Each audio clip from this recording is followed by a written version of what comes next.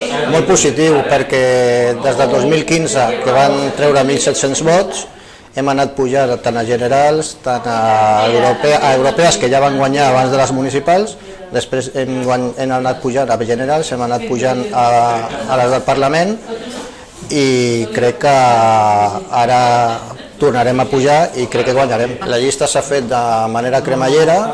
perquè és una aposta del partit a nivell nacional, i és una llista oberta a gent del poble, a gent del comerç, a gent dels sindicats, a gent d'entitats, i creiem que és la representació del que és Blanes avui en dia. I pensem que ens anirà molt bé la implicació d'aquesta gent, l'experiència i el coneixement que tenen de la població. L'Àngel creiem que és una persona que pot portar aquest lideratge que necessita Blanes, el canvi que necessita.